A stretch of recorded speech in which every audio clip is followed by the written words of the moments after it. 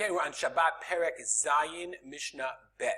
This is the Mishnah. I would have started with this because this is the 39 Melachot. As we all know, we learned in the introduction to the Masechta that the 39 Melachot were connected to the activities that were done in the Mishkan for the preparation for the building and the maintenance of the Beit HaMikdash. So here we're going to learn what are the 39. Everybody knows that there's 39 Melachot, but there's actually a machloket about what the exact 39 are. And in this Mishnah, the Mishnah lists Avot Melachot Arba'im Chaser Echad. These are the Avot Melachot, the parent Melachot. There are many subcategories, but there are 39 Melachot. Malacha, I guess, would be, it says work, but it's really prohibited constructive behavior. That would be the exact translation of a Malacha. So there's 40 minus 1, 39. Why does it say 39? Why 40 minus 1? Interesting question. And we also see similarly, right, when it comes to, it's very similar to the Makot. When you give the 39 lashes, it says the same language of Arba'im Chaser Echad. Okay, so what are the 49? What are the 39? So the first ones we're going to learn are in connection with the bringing of the lechem. The Bartenura says, okay, these are in the bringing of the Bartenura say, the bringing of the lechem Mishnah, or the bringing of the lechem Apanim, or actually they used cooking, we're going to see bishul is for the samamnim, they would make the spice, the dyes. Says the Mishnah, Hazorea, okay, if you plant, V'achoresh, or you plow. So plowing also has to be constructive, so you can also plow first. Or sometimes he says, Zorea, if you seed from Zera, you seed, and then you'd have to plow again because the ground is too hard. V'akotzer, kotzer is cutting for the purpose of harvesting. Okay, V'hame'amer, what's me'amer? Me'amer is gathering. Let's read the Bartenura. Me'amer, osef zra'im telushim. You gather seeds that are cut. V'tzovram makom echad. And you gather them to one place. So let's just imagine we're doing wheat. Dash, threshing. But the act of threshing is not just threshing wheat. But we're going to learn that threshing is the act of removing something from in its outer shell. So there are other examples of that. One classic example of dash that you would not consider is milking a cow. Because that's, again, removing something inside that comes, so that's connected to that outside that's stuck inside. Zoreh. Zoreh is, what's the word I'm looking for? Zoreh is winnowing. When you throw something up, you have the grain, and it's mixed with the chaff. After you do the threshing, it's mixed with the chaff, and then you throw it up, and then the wind comes and blows away the chaff, and it leaves you the seeds. So when you're done with that, then you have a mixture. It doesn't blow away all of the chaff, it blows away most of it. Then you have borer. Borer is to pick out the good from the bad from the good. Tochen, you grinding. Miraked is sifting. So now that you sifted it, because you have, remember, once you grind it, you have the clip, the outside and the inside. Miraked is sifting with a kli. Let me make sure it's with a kli. Okay, yes, with a kli, with any kind of kli. We're going to see that has many ramifications. Okay, v'halash. Lash is kneading dough.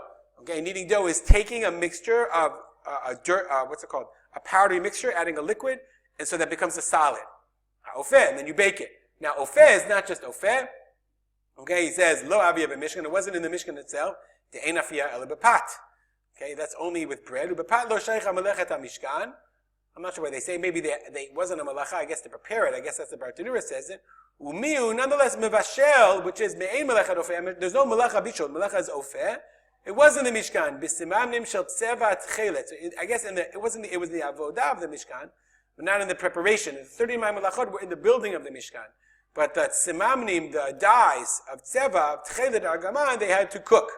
Okay, you had to stir the pot, etc., etc., etc. Let's continue. Okay, now we're going to go to the creation of the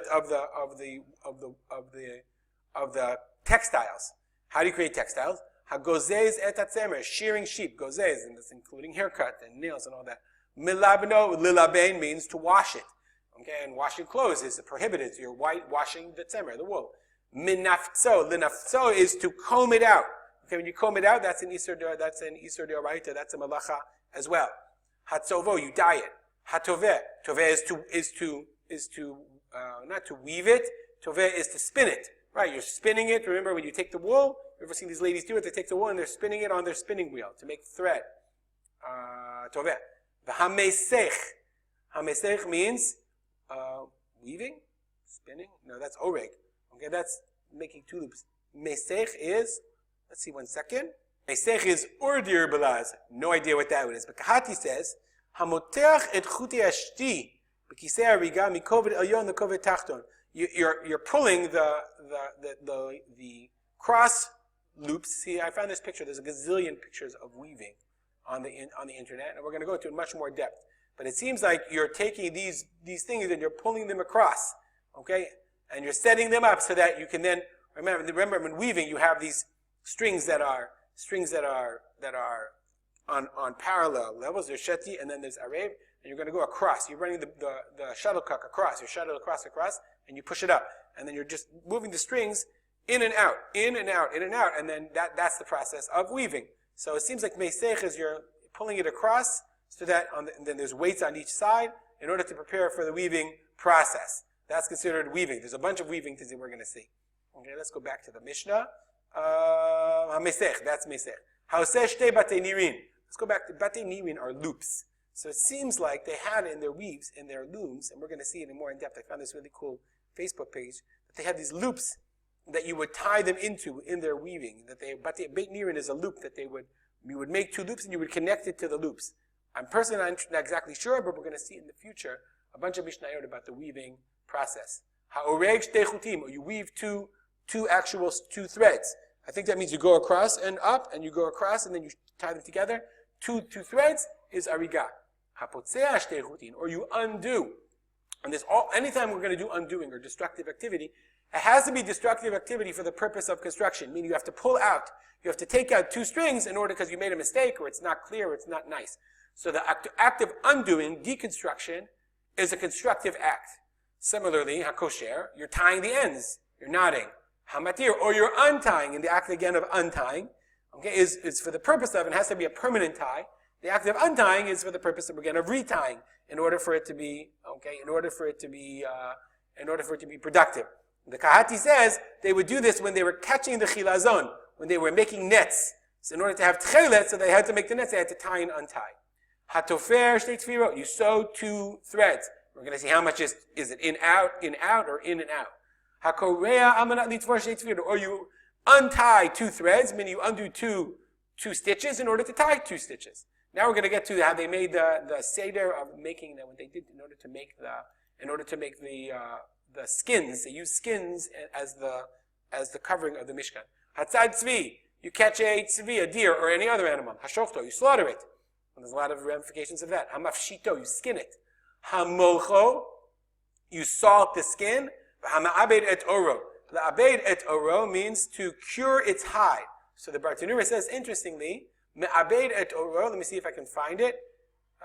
The Gemara says that salting, hainu me'abed. Salting is ma'abed, is curing. Ela, the Gemara says, apik chayd minayu, it takes 1, it says salting and ma'abed are the same. Whoa, lost my place. Ela apik chayd minayu.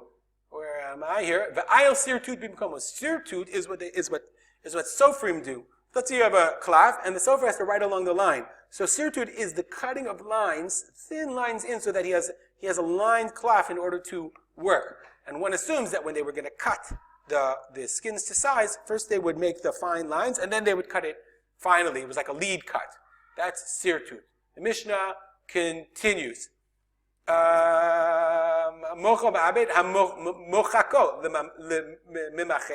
Is to scrape it, because the skins now, once they were cured, they had all this stuff on it. They'd have to scrape off all the shmutz, all the hair, all the whatever. You cut it to size. If you write 2 letters. If you erase, you have to write enough in order to, we'll see what the measurement is. You have to erase 2 letters, so you can rewrite 2 letters.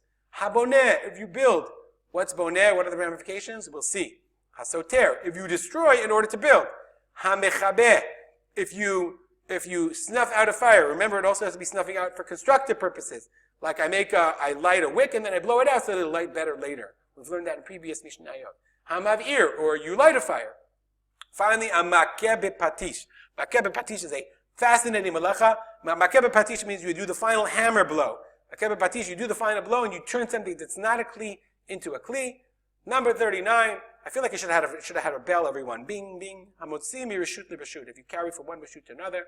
Harei elu avot melachot arba'im chaser echad. These are the 39 avot melachot that we've learned. So then we're going to learn, obviously, in future, we've learned some of them. I don't know why this isn't the first Mishnah I've said before. We're going to learn in the future many, many, many more details about each malacha, about many of them. We'll stop here. If you have any comments or questions, as always, feel free to contact me at rspolter@gmail.com, and we'll dedicate our learning to the memory of my father, Harav Simcha ben Yitzchak Kalman. Have a good day.